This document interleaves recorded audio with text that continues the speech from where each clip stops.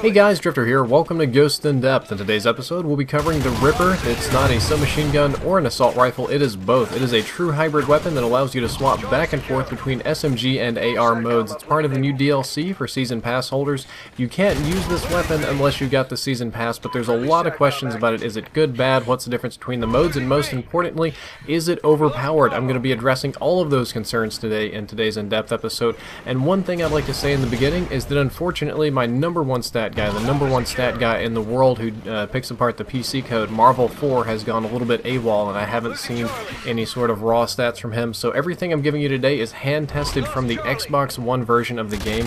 So far, no guns have varied between Xbox One, PlayStation 3, 4, 360, and PC, but these are all hand-tested by me. Now let's talk about the damage. It is a medium damage weapon, killing in between 3 and 5 shots, depending on your range from the enemy. I do not have the raw numbers yet, but judging from behavior, I'm going to guess that it'll deal 40 up close and probably 20 at a distance, maybe 24, not entirely sure, but it is 3 to 5 shots to kill depending on your range. And most importantly, there is no change between the submachine gun and assault rifle modes. Yes, the submachine gun mode does not do any less damage than the assault rifle mode, and it won't cause you to have more shots to kill, though there is a range variable. It will kill in between 2 and 3 headshots depending on your range. 3 headshots at long range is actually a little bit strong for weapons, so I'm assuming it might have a 1.5x 6x headshot multiplier, which is very good, so it will kill very quickly with headshots. I did a lot of testing and I found that the Ripper gets approximately double range when assault rifle mode. When you swap over to the assault rifle mode, the range is essentially doubled.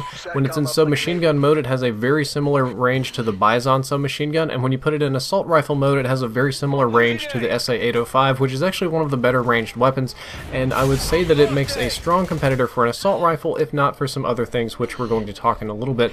But one thing that I wanted to show you right now in the live commentary are these exact ranges. A lot of times you don't like meters and more figurative things, so I'm going to show you the exact 3-shot kill range, and this is it, give or take maybe 1 foot. This is the maximum 3-shot kill range of the SMG. I'm going to shoot J-Hub until he's dead there.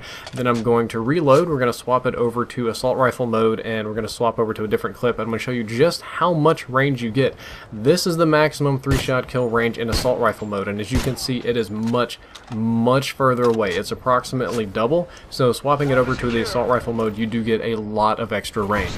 Rate of fire is a somewhat complicated thing because we have 2 rates of fire depending on the modes. Yes, the rate of fire does change depending on the mode, and rapid fire does some strange things to this weapon.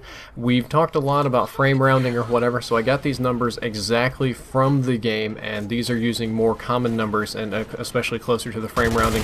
The submachine gun rate of fire is 900 RPM. This isn't a theoretical RPM, this is the actual rate of fire on the console. It probably shoots at the 937 and rounds down, but that's very fast for submachine guns. That's right up there at top tier. Assault rifle rate of fire is 600 RPM, which is slow for assault rifles. That's down toward the bottom end of assault rifles.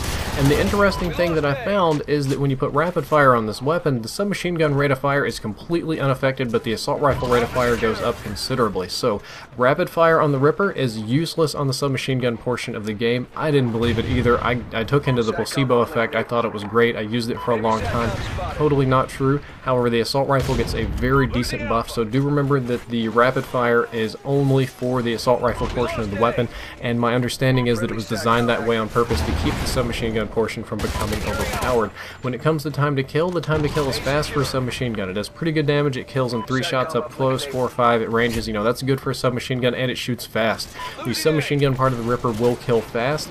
The assault rifle part of the Ripper will kill somewhat more on an average to slow. I'm not going to quite put it slow. It's really more middle of the pack for assault rifles, so the AR part of the Ripper has an average time to kill. When it comes to recoil, it's low to medium for both. I would say that the submachine gun has low recoil and the assault rifle has low to medium recoil. Now technically the assault rifle has lower recoil than the submachine gun, so you would think I'm crazy, but I'm comparing the assault rifle mode to other assault rifles. One thing that's important to note about this is that the recoil is random and not precise. A precise recoil pattern is one that will kick up and to the right every time. Some guns have a very precise pattern and you can correct for them very easily. This is a random one. It's more of a big circular or ovular pattern. You know, it's going to drift randomly left, right, up, and down with no particular pattern, so it's it's much harder to correct for, but overall you'll find that the recoil is low.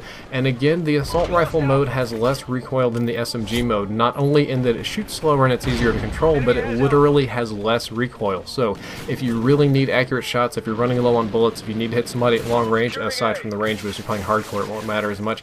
The assault rifle mode has less recoil. Another important accuracy component is idle sway. Both have very high idle sway. The idle sway delay, or when you aim down sights immediately it won't begin to sway, you get just about a second of delay, is a little bit on the long side, but they have a lot of idle sway. The Ripper has, especially on the assault rifle, more than the submachine gun, because on the submachine gun, your close range, it doesn't matter. You'll find that your sight bobs left, right, up, and down when your character breathes more than most of the other assault rifles, and that can become very frustrating. However, we're going to move into some more key components about this weapon that really distinguishes it from the pack.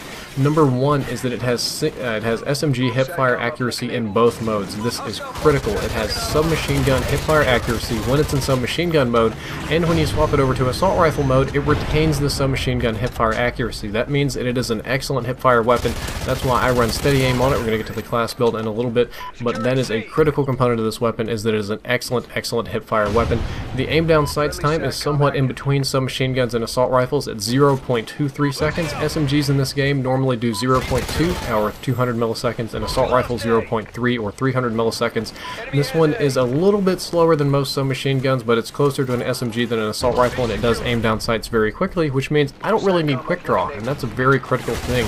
The reload time is unfortunately kind of slow. An empty reload is 3 seconds, which is very slow for an assault rifle. That's something more like a marksman rifle, and the cancel time is 1.8 seconds. Again, very slow. That's why I run sleight of hand pretty frequently, or I have it in the specialist perks that we'll talk about later.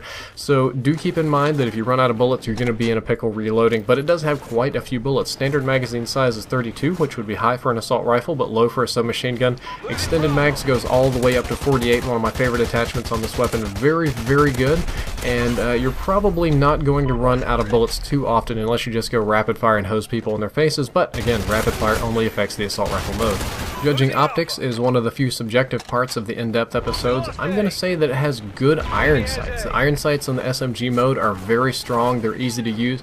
The black bar does stick up a little bit, and if I shoot at people at long range, sometimes I have trouble tracking the target, but generally speaking, it's not a problem, and when I use it in SMG ranges, not at all.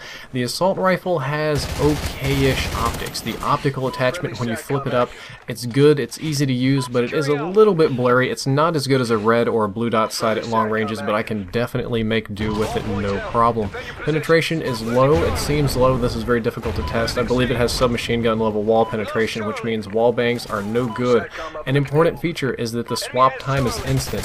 The very instant you click on the right thumbstick, or I'm not sure what the PC button is, it will immediately swap to the other mode. That means if you're in assault rifle mode and you need to burst the speed, the second you click that button, even if the sights aren't done transitioning, it will spray very fast. And the same thing on SMG mode. If you need to break your sights open for assault rifle, the second you click the button, it's already in assault rifle mode, and the optics transition is just something for visual effect. This is another critical component. It has SMG movement speed and sidestep and ADS speed. So it moves fast. SMGs move at 100%. This one moves at 100%. It has the SMG sidestepping and aim down sights walking that you can do. So in this game and most of the other Call of Duty games, you can sidestep pretty fast and aim down sight move pretty fast with submachine guns, whereas assault rifles you really can't. You run kind of slow, they lock you in place, that sort of thing. And this one has no penalties for that whatsoever. So that's a very big benefit to this weapon. It allows you to be very highly mobile. And the question you want to ask is now, is the Ripper OP? Is this weapon overpowered? No, but just barely no. It is a top tier weapon. This is a very good weapon. This is not a joke weapon. This, a lot of the last DLC weapons have been a little bit of poopy.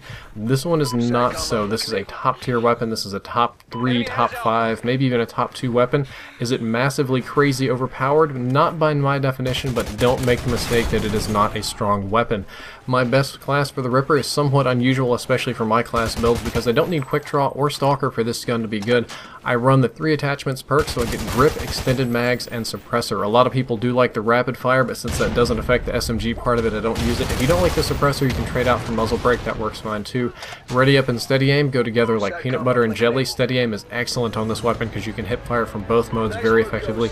I use focus and fully loaded or scavenger, just kind of depending on what I want. My next perk is akimbo pistols, and then I run my item, and then I run a lot of specialist perks. My akimbo pistols usually like akimbo silencer, akimbo muzzle brake, or whatever, and I get the rest of the perks I need with specialist. I get my off the grid, sleight of hand, agility, lightweight. All of those are good perks with this, and I like to pick up the rest with specialist, and that is my class recommendation. And again, the Ripper is a very good weapon, not overpowered, but just barely not overpowered and quite strong. That's all for this in-depth episode. I hope that you enjoyed it, and I hope that you learned something useful. If you did, don't forget to like, favorite, and subscribe, or check out my sponsors down in the description. Elgato, Scuff, Gamma, all that sort of stuff. Oh, Brass Monkey apps. I have my own app now. And the previous episode was on the MTS-255. You can click that box on the left. It'll open a new window, or you can click the box on the right and check out the Field Orders episode. As always, if you enjoyed, don't forget to like, favorite, and subscribe. Drifter